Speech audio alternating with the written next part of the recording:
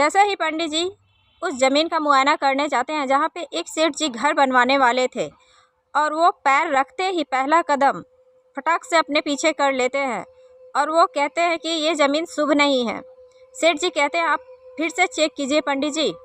तो पंडित जी थोड़ी दूर जाते हैं और वो बहुत ही बुरी तरीके से कांपने लगते हैं, उनका चेहरा लाल हो जाता है और वो खुद को संभालते हुए वहाँ से धीरे धीरे अपने कदम को पीछे करने लगते हैं और वो धीरे धीरे पीछे बैक आ जाते हैं। जब सेठ जी पूछते हैं कि प्लीज़ बताइए कि ये ज़मीन कैसा रहेगा पंडित जी, हम यहाँ पे अपने लिए एक घर बनवाना चाहते हैं। आप तो जानते हैं कि हम लोग बाहर रहते थे और अब हम आए हैं। तो पंडित जी सीधे से इनकार कर देते हैं। तो चलिए कहानी जानते हैं कि आखिर ऐसा क्या हुआ कि पंडित जी इतनी बुरी तरीके से डरे हुए थे। तो hello friends, welcome back to my YouTube channel. हमारे इस यूट्यूब चैनल में आप सबका बहुत बहुत स्वागत है। और आज मैं आप लोगों के लिए एक बहुत ही ख़तरनाक सी स्टोरी लेकर के आई हूँ। ये कहानी गांव से है। सेठ जी का नाम मिथिलेश था और पंडित जी उनके बहुत ही पुराने घर के पंडित जी थे। वो जब घर बनवाने वाले होते हैं तो उन्होंने पंडित जी को बुलवाया उस जगह का मुआयना करने के लिए और उस ज़मीन के बारे में बताने के लिए। तो पंडित जी जब उस जगह पे पहुंचते हैं और वो उस जगह को देख करके कांपने लगते हैं, तो वो कहते हैं कि मिथिलेश जी आप इस जगह पे घर मत बनाइए, ये जगह आपके लिए शुभ नहीं है। तो वो कहते हैं कि आपने ऐसा क्या देख लिया, हम लोग तो देख रहे हैं कि वो जगह बहुत अच्छी है, नॉर्मल सी है देखने में। तो पंडित जी कहते हैं कि आपने देखा कि वो जगह नॉर्मल है, लेकिन जैसे ही मैंने उस पर कदम रखा मुझे कुछ बुरी शक्तियों का आभास हुआ। मुझे ऐसा लगा कि उस ज़मीन पे बहुत सारी नेगेटिव ऊर्जा प्रेजेंट है, इसलिए आप वहाँ पे ना बनाओ। और जैसे ही मैं थोड़ी दूर पे गया तो मुझे अपनी आँखों पे विश्वास नहीं हुआ, क्योंकि वहाँ पे मैंने एक अधजली लाश को देखा और मुझे मेरे कानों में बहुत ही अजीब तरीके से किसी जानवर की आवाज़ सुनाई दे रही थी। और जैसे जैसे मैं आगे बढ़ रहा था ये आवाज़ मेरे कानों को गूंज रही थी, मेरे कानों में गूंजती हुई पार हो रही थी, जो बहुत ही भयानक और बहुत ही डरावनी थी। प्लीज़ आपसे रिक्वेस्ट है कि आप यहाँ पे घर ना बनाएं। यहाँ पे मैंने थोड़ी थोड़ी दूर पे ही अधजली लाशों को देखा, तो आपसे रिक्वेस्ट है कि आप यहाँ पे घर ना बनाएं, बाकी आपकी मर्ज़ी। मैं यहाँ पे नहीं आऊँगा, मैं कभी नहीं चाहूँगा कि आपके साथ कुछ बुरा हो। और मिथिलेश जी उनकी इन बातों को नहीं मानते हैं और वो वहाँ पे एक घर बनवा देते हैं।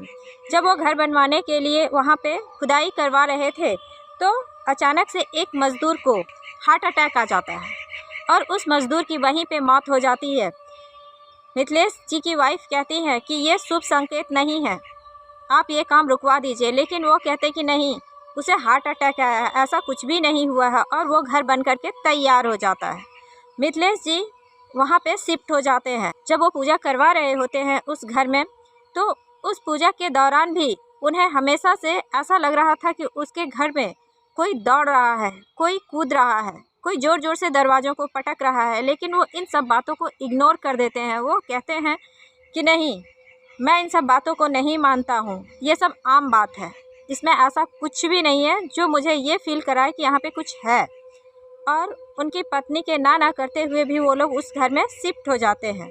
जब वो उस घर में शिफ्ट हो जाते हैं तो मिथिलेश जी की वाइफ जो होती है, एक रात वो अचानक से उठ करके बैठ जाती है और अपने बाल को बिखेर लेती है और वो पूरे अपने सर को दीवार में मार रही होती है। ये सुन करके मिथिलेश जी उठ करके बैठ जाते हैं और वो कहते हैं कि क्या बात है रिया, तुम इस तरह से रिएक्ट क्यों कर रही हो, तुम्हारा सर दुख रहा है क्या?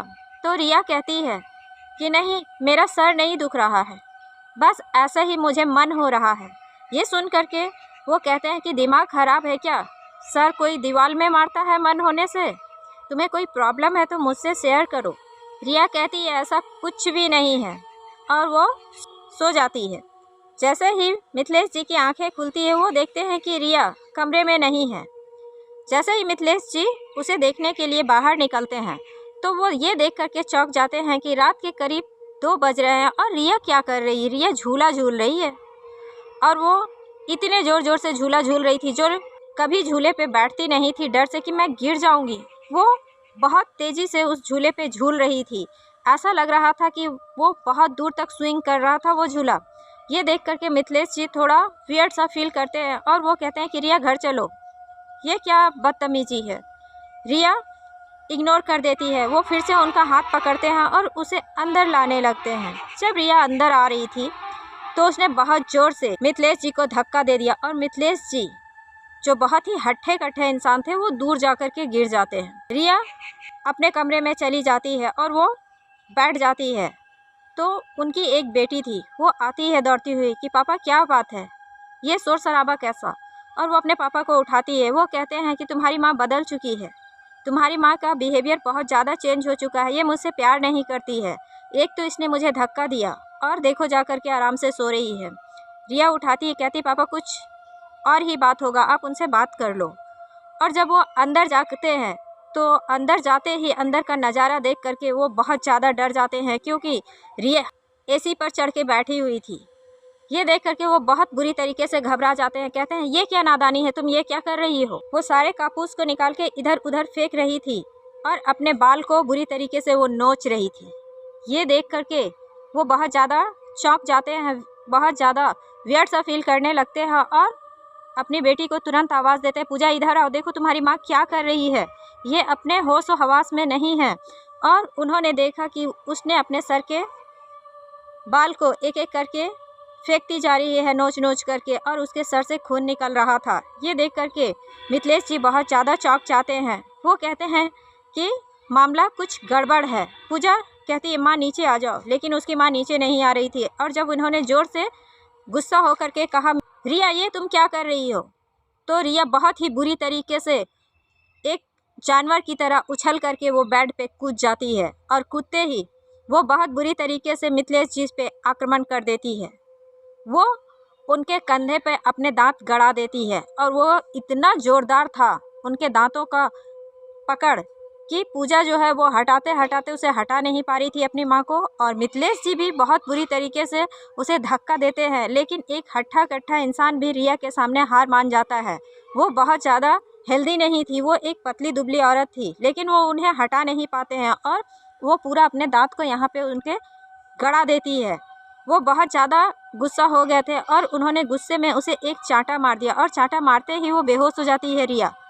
और जब उसे पूजा उठाती है तो वो उठ करके बैठ जाती है और बैठते ही वो कुछ अजीब तरीके से बोल रही थी कि तुम क्या सोच रही हो कि मैं यहाँ से चली जाऊँगी, मैं यहाँ से नहीं जाऊँगी। तुम लोगों ने मेरे स्थान पे घर बनाया है ना, मैं तुम्हें बर्बाद कर दूँगी, मैं तुम्हें यहाँ से ले करके चली जाऊँगी।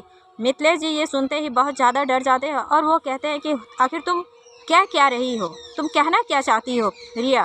तो रिया कहती है कि मैं रिया विया कोई नहीं हूँ, मैं यहाँ पे सदियों से रहती आ रही हूँ। ये सुनते ही मिथिलेश जी के पैरों तले की ज़मीन खिसक जाती है। मिथिलेश जी जैसे तैसे रात काटते हैं और सुबह होते ही वो रिया नॉर्मल हो जाती है।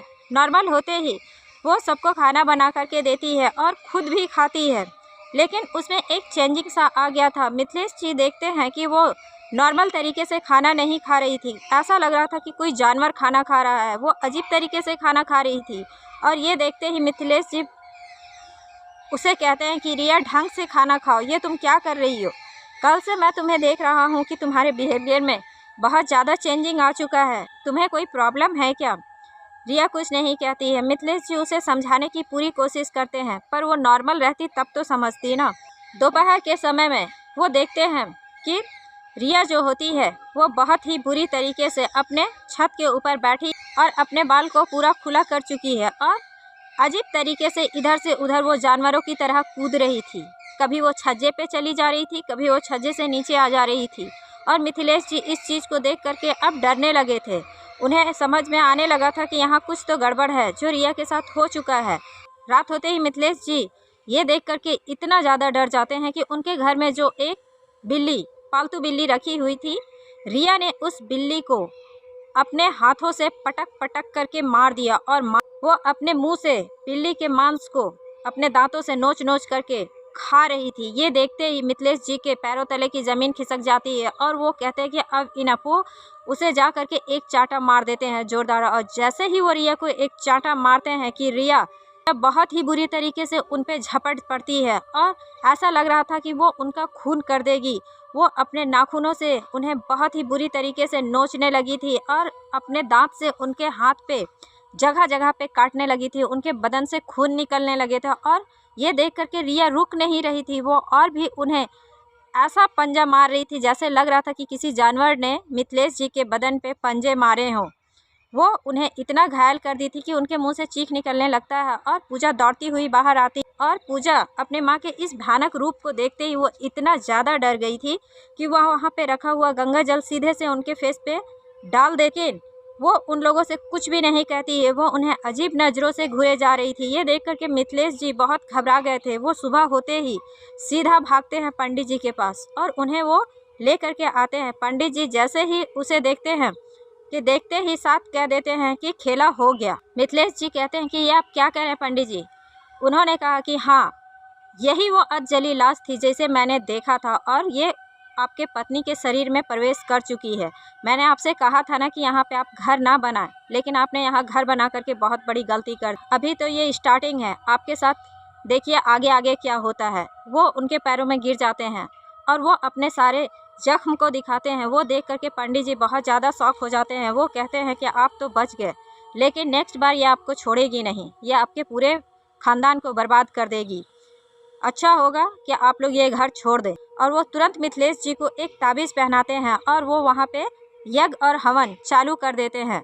और वो जितनी मंत्र पढ़ रहे थे, रिया उससे भी ज़्यादा भयानक रूप रिया का सामने आता है। उनकी आंखें लाल हो जाती है और वो बहुत ही भयानक रूप पकड़ लेती है और रिया का चेहरा बहुत ही भयानक हो जाता है। वो एक जानवर के समान गुर्रा रही थी और चिल्ला रही थी। वो कह रही थी मैं यहाँ से नहीं जाऊँगी, ये मेरा घर है, इन लोगों ने इस पर घर बनाया है, मैं इसे क्यों छोड़ूं।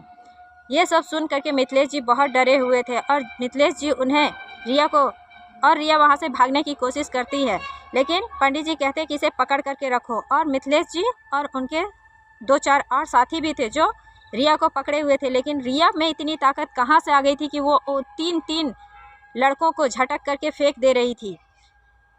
पंडित जी सीधे वहाँ पे रखा हुआ उनका एक अभिमंत्रित राख था, वो उस पर डालते हैं और वो प्रिया नॉर्मल थोड़ी सी हो जाती है। लेकिन पंडित जी कहते हैं कि मैंने इसके शरीर से तो इस आत्मा को निकाल दिया है, लेकिन ये इस घर को तुम लोग छोड़ ही दो, वरना किसी की भी जान चली जाएगी। बेहतर होगा कि तुम लोग ये घर छोड़ दो, नहीं तो तुम में से कोई भी जीवित नहीं बचेगा। और वो लोग उस घर को छोड़ देते हैं। तो thanks for watching this story guys. अगर आपको स्टोरी अच्छी लगी तो प्लीज़ लाइक एंड सब्सक्राइब जरूर कीजिए।